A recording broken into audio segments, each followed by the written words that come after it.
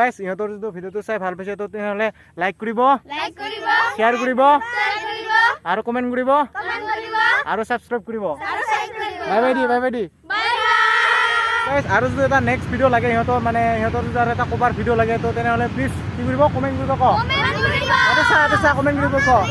bye by the আৰেকবাৰ Tata guys